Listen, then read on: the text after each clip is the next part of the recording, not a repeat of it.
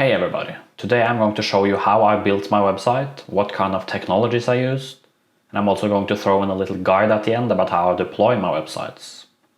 So without further ado, let's get into it.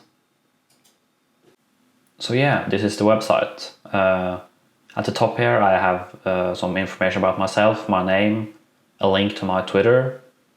I have information about the companies that I currently work at, and a small bio. And then I have some featured posts that I have chosen for myself. And then if you scroll down, I have all my posts sorted by year. And then I have some categories here, which you can press. And then it shows you the categories basically. So you can go between these categories and go to all posts again. And this doesn't take you back to the front page. It takes you to like the blog page. But there's no point in linking it in the menu because I have all the blog pages here as well, or all the blog posts. And then if I open a post, it's basic width, no fancy styling or anything. The most fancy thing I have is the shadow on the code blocks, and that's basically it. I try to keep it as clean as possible to just focus on the reading and the reading experience, and keep everything else dialed back. So that's what I'm focusing on. And then I have some featured posts here at the bottom. But yeah, that's basically the entire website. It's not a lot, or it doesn't look like a lot, but I've spent a really long time optimizing it, making it, and tinkering with it. And yeah, I also have a dark mode. So yeah, basically it just inverts everything. Nothing fancy. It's basically just a really simple NPM package.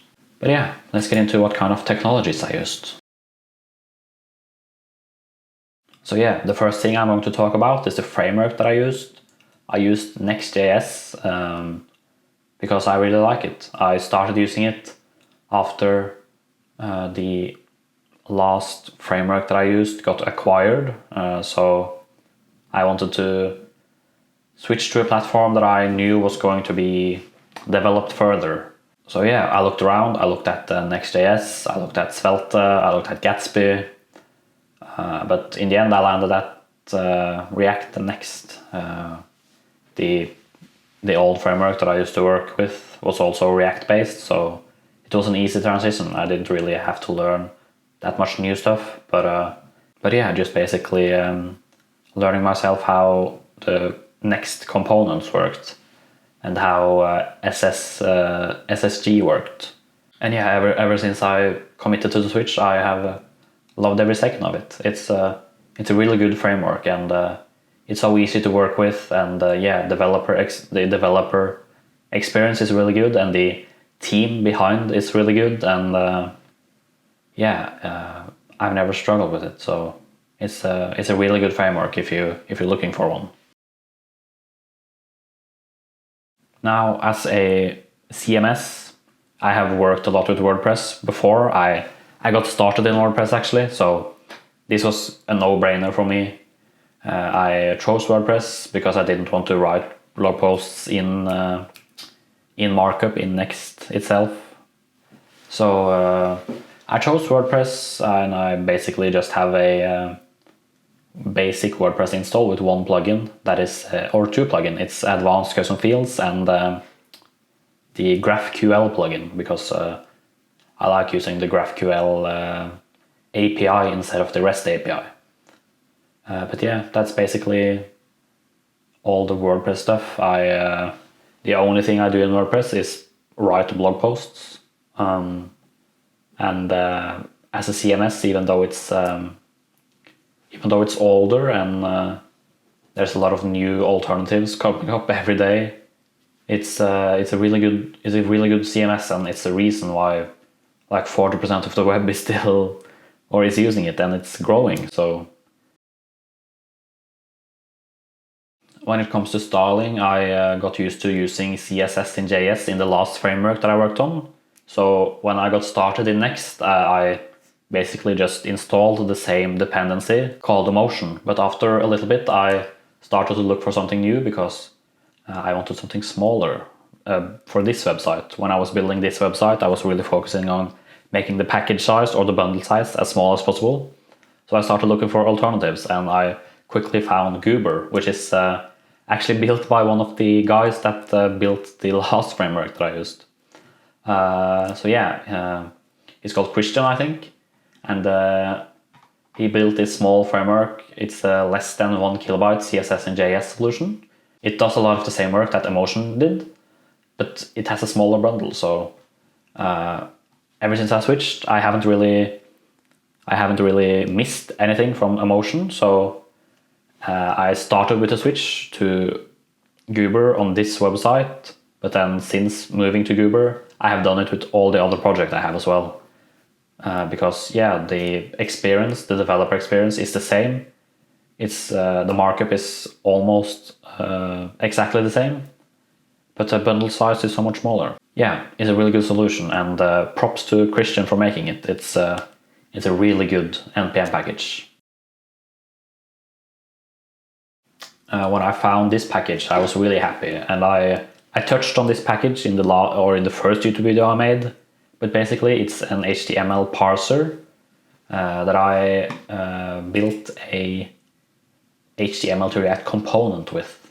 So when I write my blog posts in WordPress and then fetch the data to Next, I get all the images and links are just normal links and images.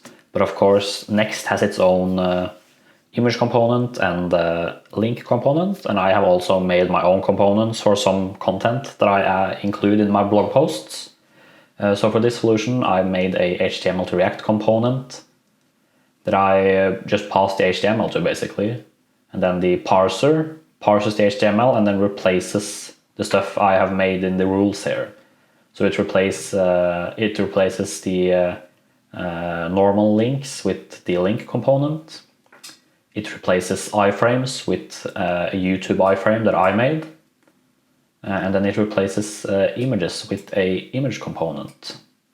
So this way my content is always optimized, even though I don't write it or use the image component directly in the writing part of it. I was really happy when I made this solution, and it's helped me optimize my content a lot.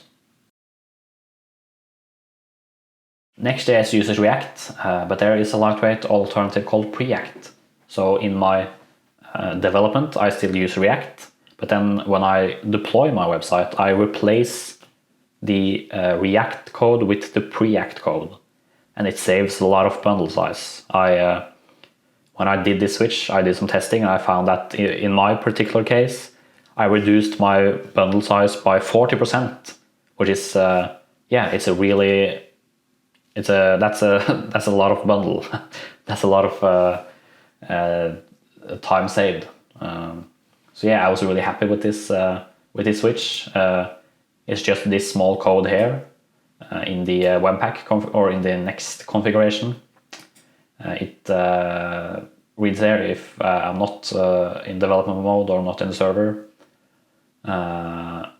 Then it replaces the React with the Preact components.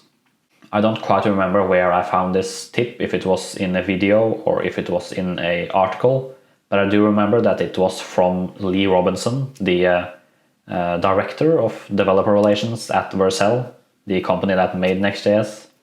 So all the credits go to him, really. I found this from something that he wrote or said, it saves a good chunk of package size, which is nice, and all credit goes to him.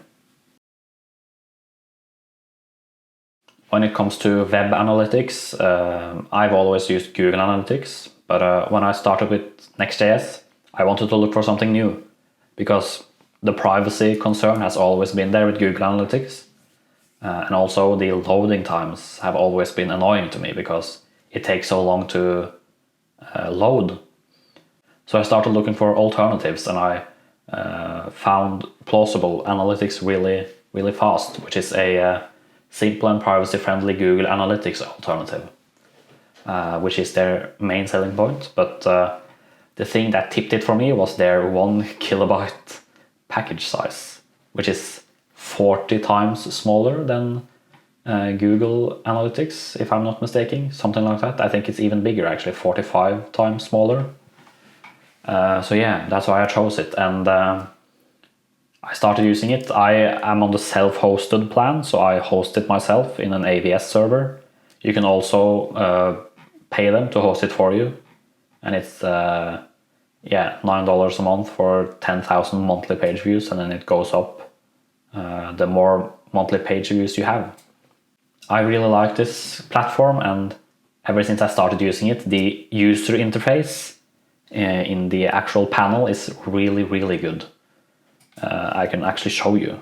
Here we have the user interface, the user panel. So this is for my blog website. You can see the visitors, total page views, bounce rate, and visit duration. And then the top sources, top pages, countries people are coming from, and the devices. And there is a lot of, or not a lot, but there's some other data here as well that you can see. It does, of course, lack a little bit of data compared to Google Analytics because of the privacy stuff. But the good thing about this solution is that you don't need any cookie banner or anything, because it doesn't use cookies and it doesn't track personal data. So it's a really, really good product, and I cannot recommend it stronger to anybody. We've started using it at the company that I work at right now, and I have no regrets switching to it. It's perfect product, or as close as you can get to a perfect product, at least.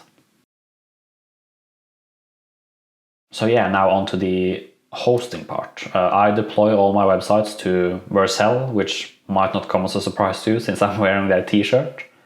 This video is not sponsored. I am not. I don't have any professional relationship with them. The only relationship we have is that I pay them $20 a month for their pro plan, and it's the money that I think the least about spending. It's a great platform. The experience deploying is absolutely fantastic, and the integration, especially between Next and Vercel, it's fantastic. So deploying websites is really, really easy. So yeah, I chose this platform over Netlify and some other alternatives that I was looking into. But yeah, this platform it has it all that I'm looking for, at least. So yeah, and I really enjoy using it. So now I'm going to show you how easy it is to actually deploy a website to Vercel with a Next.js example. I'm just going to set up a project and then deploy it, basically. And you can see how easy it actually is. So yeah, let's just do it. So yeah, the first thing I'm going to do is open my terminal and cd into my GitHub folder. And then I'm going to create the project. I need a project name. I'm just going to call it Vercel deploy. And then it's going to set up the project. And now I have all the files. What I need to do now is, of course, if you want to change some stuff, you can open the project and change the code you want, basically. But I'm only going to show you the deployment part.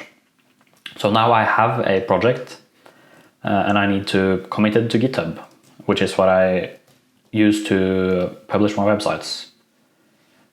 So I am going to add a new repository called Vercel deploy, create, and then I am going to publish it to my organization, publish. If I now go to my Vercel account, that's not right, this is right. And then I go to my private or my pro plan, and then I create a new project. You can see the repository at the top here, Vercel deploy. Now I can just import this project and press deploy, and it's going to start building it. The first time building the project may take a little longer than usual, but for me personally, my build times is between 20 and 40 seconds for most of my projects, which is really good. So you can see the log here. It's building the site. You're going to see that it starts to statically generate the pages soon. Yeah, as you can see here. Of course, there's not a lot of pages here. And then congratulations, you have deployed your website. So now you can go to your dashboard and you get a domain, a vercel.app domain, and you can see your website live. And that's how easy it is. It's a really good experience, and I have a lot of projects here and a lot of GitHub repositories. But yeah, it's really simple. It's a big change from what I'm used to with virtual private servers and all the other stuff. So yeah, this is a really good developer experience. It's I don't really have to think about deployment or anything. I can just focus on coding and building my website, product, platform, and then Vercel does the heavy lifting when it comes to deployment. So yeah, it's a really good experience. So yeah, this is it. This is the kind of technologies that I used to build my website and how I deployed it. I'm a really big fan of the stuff that I am using right now. The Next framework is awesome. The Goober package is a really good solution for styling. Plausible is a really great alternative to Google Analytics. And the Vercel platform for deployments is awesome. So I'm really happy with the way my current stack is right now. But yeah, this is it. Thank you for watching. I hope you'll learn something and you can take something from this video to apply to your workflow or the stuff that you use. Have a good day and don't forget to like and subscribe. Goodbye.